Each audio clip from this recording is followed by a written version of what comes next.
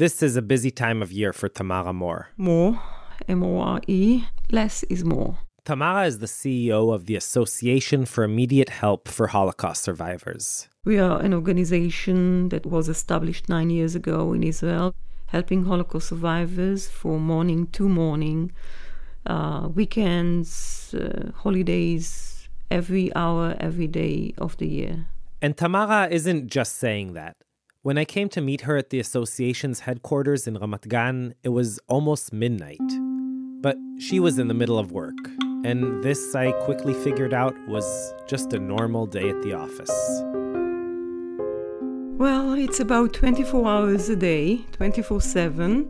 The offices aren't quite what you'd expect of an organization that deals with more than 5,000 cases a year. There are no cubicles with filing cabinets or desktops. There's no receptionist or conference room. Instead, basically every inch of free space is crammed with tall piles of canned tuna fish or tomato paste or bags of rice. When I asked her why there were literally hundreds of bottles of grape juice and boxes of matzahs, Tamara explained.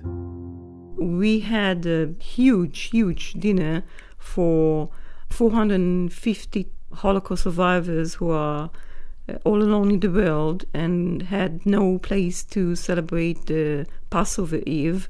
It was so difficult a task to do, and we barely slept for a month in order to make it happen for these survivors.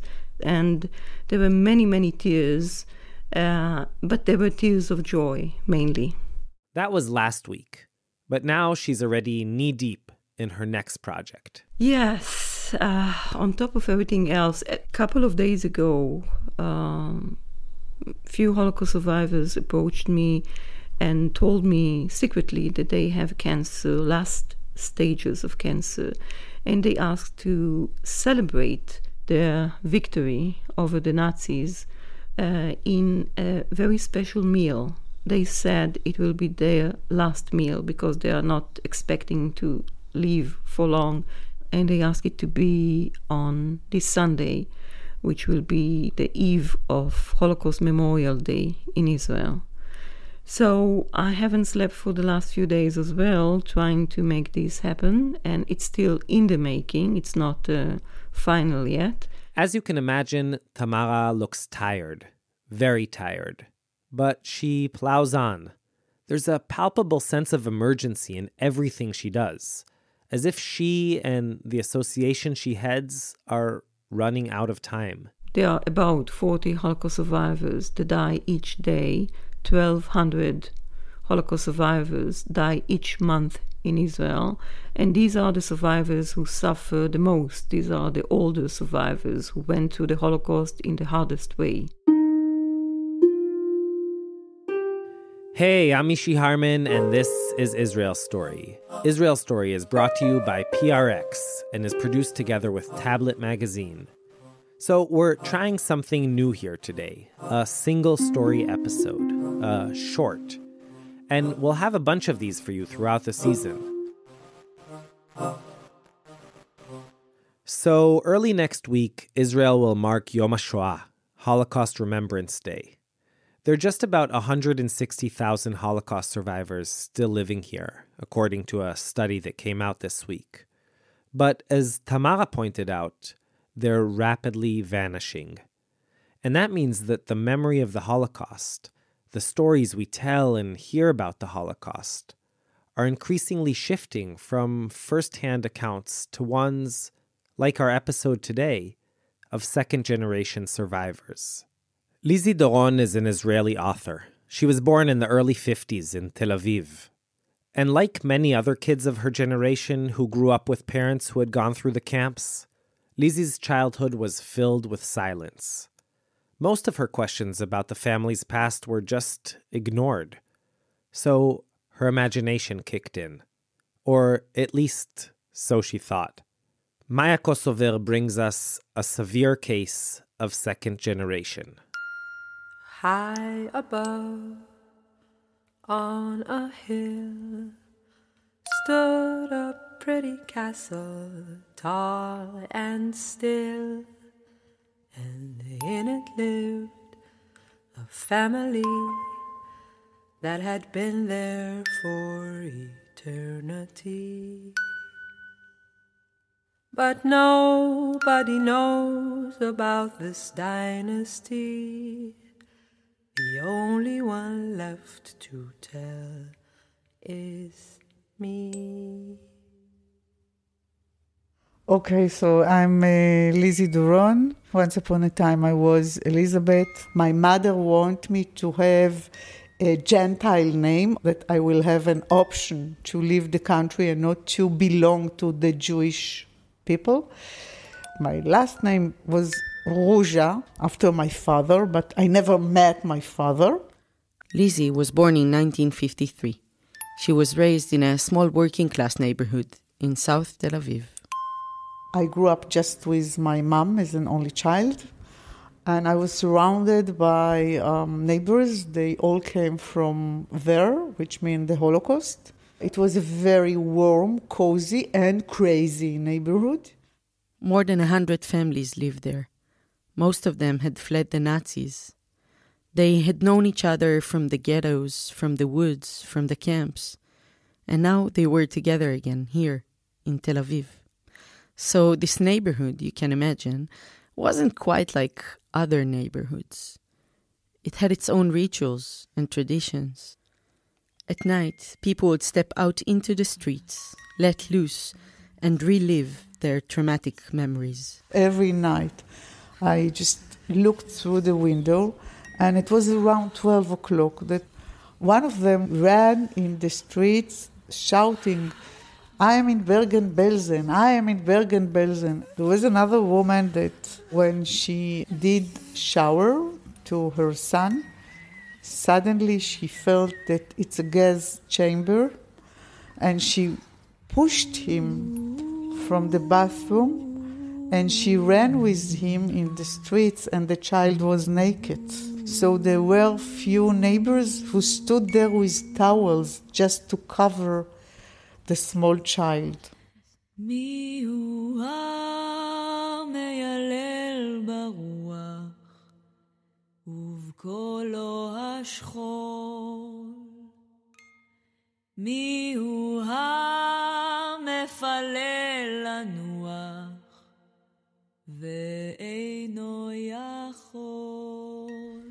Little Elizabeth would stand by the window, hidden by the curtains, and collect scattered bits of information.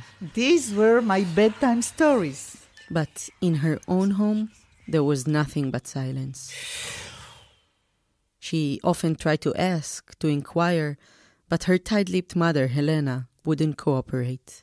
I asked her where she came from, and it was just a short answer from the Holocaust. When I asked her, "Why aren't you celebrating your birthday?" She used to answer, "Because I'm a dead walking person." When I wanted to know something about my father, she said that anyhow he's far away, and I didn't know whether that meant that he left or died. Alongside her evasive answers, Helena had her own unique rituals. She used to go to the synagogue just during Yom Kippur. She would slip into the Ezrat Gvarim, the men's section, wearing a talit. And then instead of what is in the Jewish tradition to ask God to forgive us for our sin, she stood there and demanded that God will ask her to forgive him. And she mentioned all the names of the family that she lost during the Holocaust, counting 69 names. Once she was done, Helena would notify the other people in shul that now, and only now, could they go back to praying to their God. But not before taking out from her pocket a huge sandwich with schinken and cheese. And when everybody was staring at her, she said, "Listen, I suffered enough. This is my celebration day. Now I'm free to decide for my own, and I never be hungry again." And then she ate the sandwich and left the synagogue. At home, Helena and Elizabeth were surrounded by secrets and question marks. Yet still, throughout her childhood, little Elizabeth had a strange feeling that she wasn't alone. That someone was looking at her, following her. She would occasionally see a face peering through her classroom window, peeking in and then immediately disappearing. And one day she was on her way to the center of town with a bunch of friends. We were on the bus and I saw someone that is running behind the bus and looking at me. It was the same face that I saw from time to time at school through the window. Elizabeth told her friends she had a headache and got off the bus. But actually, she went on a manhunt, looking for this boogeyman of hers. She searched for hours, checking behind every tree, bush, and building in the neighborhood. But she came up empty-handed. When she finally got home, she didn't mention any of it to her mother. And in general, as she grew up, Elizabeth's relationship with her mom became more and more tense. When she was 18, a young soldier fell in love with her. He knocked on the door, and of course he came with the gun and with the uniform. Helena stared at the young suitor and asked, "How many Arabs did you kill?" And she shut the door on his face. And I stood in the middle of the room. I looked at her and I said, "But I'm in love. And he is the son of one of the chief generals in the Israeli army." And then she said, "That's the reason I don't want him to enter this house." And then I said to myself, okay, this is the time to take a suitcase and to leave.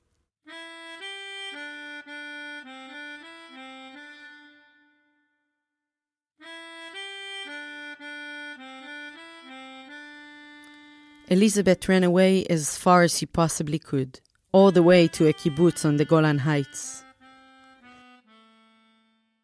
Her new home represented the proud, militaristic and machoistic Israel her European mother so despised. There, she worked the land and joined the Gar'in Nachal, a group that went into the army together. That's where she got a new, snappier name, Lizzie. Lizzie from Kibbutz Ramot. I was the one who was ready to work in the kitchen and to be with all those soldiers during the nights on the borders. I read just books about Israeli wars and Israeli heroes. I used to go with gun, as if it's my earrings or my necklace. I felt that I'm the Israeli Hannah Senesh. 3 years later, when the Yom Kippur War broke out, Lizzie's kibbutz fantasy was shattered. 7 of her closest friends were killed on the first day of the war. Shocked, she returned home to her mother. I entered my home after 3 years that I didn't meet my mom. I opened the door. I ran to my room. I closed the door. She was clever enough not to ask anything. The trauma of losing so many friends led her onto a new path. Once again, searching for a new identity, for new roots. She enrolled in the university and met Dani. They fell in love, and it quickly became serious. I called my mom. I asked her to behave well. She promised. And we went to visit her. And as usual, when she opened the door, she looked at him and she had to ask him, "What was your job in the army?" Dani stood at the door and sheepishly said that he had been a truck driver. And my mother had a wide smile on her face. And she looked at me and she said, "I think you found your husband." I wanted to kill her. When Dani left, Lizzie asked her mom why she was so obsessed with what her boyfriends did in the army. For once, she got an answer. Killing somebody else change your soul and change your inner world. And she dreamed that my husband will be a man that didn't kill anyone, and he will be the one who will get from her permission to bring her a grandsons and daughters. A week later, Lizzie and Dani were engaged. They had 2 kids, a daughter and then a son. Lizzie went on to get a master's degree. Life seemed stable, calm. But in 1990, Helena had a sudden stroke. Lizzie rushed to the hospital. The head of the emergency room started to ask me questions. How old is your mother? And then I said, I don't know. Where she came from? And I said, I don't know. The doctor was surprised. Then he asked what she suffered from. And I said, nightmares. And he said, listen, you look as a serious person, so I have to get the information to know how to treat her. He asked if anyone in her family had died of an illness. And I said, no, in my family, everybody died healthy. And then he was very confused, and he said, what's that mean, and what's the reason of the death of your family? And I said, gas chambers. The doctor asked Lizzie if she knew how her mom got the massive scar across her belly. Lizzie repeated what she had always been told, that it was from an appendicitis her mom had had in Auschwitz. And he looked at me and he said, listen, Lizzie, are you saying in Auschwitz they did an appendix operation? Do you think about another alternative? And I said, such as? And then he looked at me and asked, do you have any brothers, sisters? The doctor knew the scar was from a C-section. But Lizzie told him she was an only child and that she had been born a natural birth. He realized that she really didn't know anything about her mom's past. He called a psychiatrist into the room. And he whispered to the other doctor, listen, we have a severe case of second generation. And then I looked and I said, I'm not a severe case of anything and I'm not second generation. I was born in Israel and I'm an Israeli.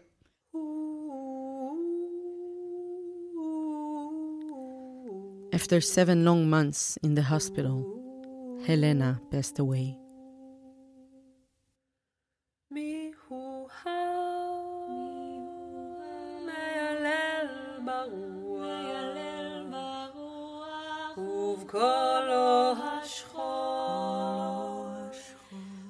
זה שיר דחי,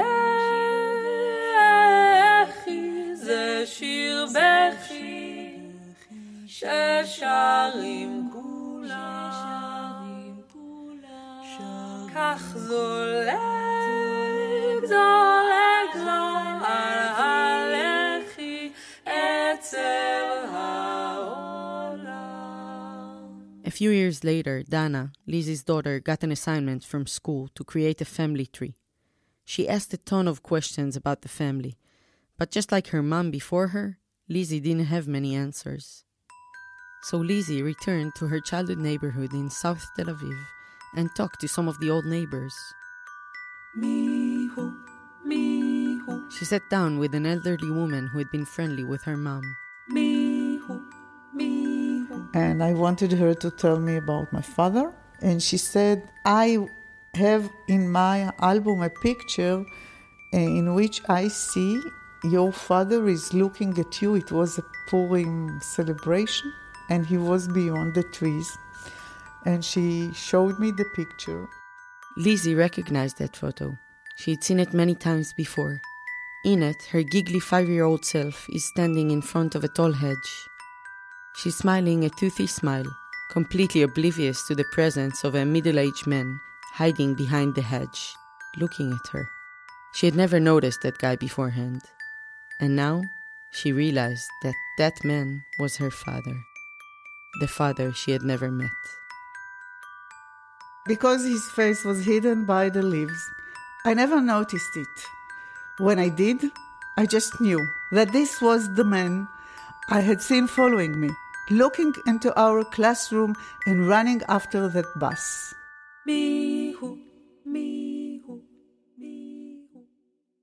At the age of nearly 50, Lizzie finally started putting together the pieces of the mysterious puzzle which was her father. He had survived the camps and arrived in Israel alone, battling tuberculosis. Back then, Helena was a nurse on a kibbutz, in charge of giving all the newcomers their medical examinations. And one day, this sick man came and told her that his last wish was to die as a kibbutz member. So my mom kept his secret. When the kibbutz found out he was sick, they asked him to leave, at once. This reminded Helena of other selections she had witnessed, and she couldn't remain silent. She was not going to let this man die alone. So they both left the kibbutz and moved in together in Tel Aviv. 2 years later, shortly after Helena became pregnant, his tuberculosis took a turn for the worse. He moved into a sanitarium, and the doctors said it was a matter of months. But he ended up living for 8 more years. On better days, when he had enough strength to make it into Tel Aviv, he would watch his little girl from afar, like an invisible ghost, hiding behind hedges, bushes, or closed windows. Lizzie later found out that everyone in the neighborhood knew about him. Everyone but me. Dana's family tree project turned into a book, Lizzie's first. It was especially popular in Germany, and her life today is divided between Tel Aviv and Berlin. I carry the pain of both lands, she once told me. The final chapter of this saga came a few years ago, when a friend of Lizzie's, a German non-Jewish journalist, handed her a large manila envelope. Inside, she quickly discovered were the answers to all those questions her mother had been silent about her entire life. After my mom survived Auschwitz, she was sent to a work camp. She nearly died there, and there was a doctor, a Nazi, who felt compassion for her and saved her. After the war, this doctor was sentenced to death, and my mom traveled to Poland, took the witness stand and said, "You know, the Jews say, whoever saved a single life, it's like he saved the entire world. So I ask you to spare this man because he saved me." The Nazi wasn't ultimately executed. Helena had saved his life. And during her testimony, which Lizzie was now reading, Helena unfolded her entire story.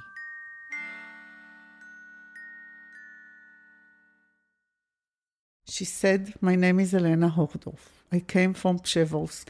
I was in Plaszow, in Auschwitz, in Skarżecki Kamienia, in Buchenwald. I lost my husband in the war. I had 2 sons, but I don't know what happened to them. My mom had always said I was her only daughter." Maya Kosover. תן לי רק סיבה אחת טובה להישאר. הספינה כבר טובעת, הים מקיף אותי מכל הכיוונים. אז תן לי רק סיבה אחת.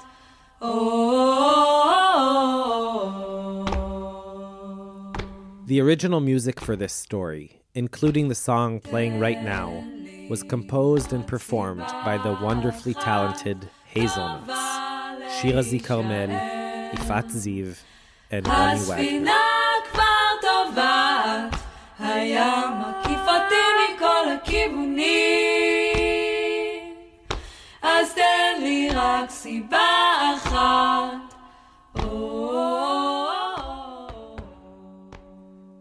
You can listen to all our previous episodes, including the season opener we just released 2 days ago, on our site, israelstory.org, or by searching for Israel Story on iTunes or any of the other main podcast platforms. You can also follow us on Facebook, Twitter, Instagram, all under Israel Story. And if you don't mind, go into iTunes and give us a rating or leave a comment. Apparently that really helps expand the Israel Story family. And you knew it was coming. We are still looking for a sponsor. And that could be you. So if you want to support our show and reach a lot of people who are all interested and engaged with Israel, email us at sponsor@prx.org. Israel Story is brought to you by PRX, the Public Radio Exchange, and is produced in partnership with Tablet Magazine. Go to tabletmag.com/Israel Story to hear all our previous episodes. And you can find links to the Association for Immediate Help for Holocaust Survivors, who are always looking for help and support, on our site. Our staff includes Maya Kosover, Yochai Meital, Shai Satran, Roy Gilron, and Rachel Fisher. Zev Levi, Dima Perevoshikov, and Aviva de Kornfeld are our wonderful production interns. Kobi Farhi mixed today's episode. I'm Ishi Harman, and we'll be back very soon with a brand new Israel Story episode. So till then, yalla bye.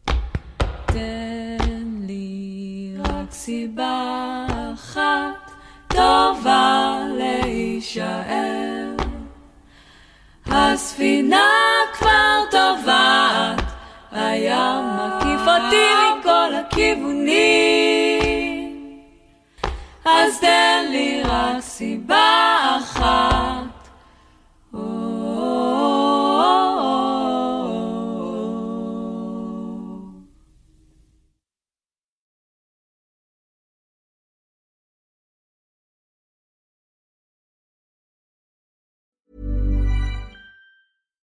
Ah, the sizzle of McDonald's sausage. It's enough to make you crave your favorite breakfasts. Enough to head over to McDonald's. Enough to make you really wish this commercial were scratch and sniff. And if you're a sausage person, now get 2 satisfyingly savory sausage McGriddles, sausage biscuits, or sausage burritos for just $3.33. Or mix and match. Price and participation may vary. Cannot be combined with any other offer or combo meal. Single item at regular price. Ba-da-ba-ba-ba.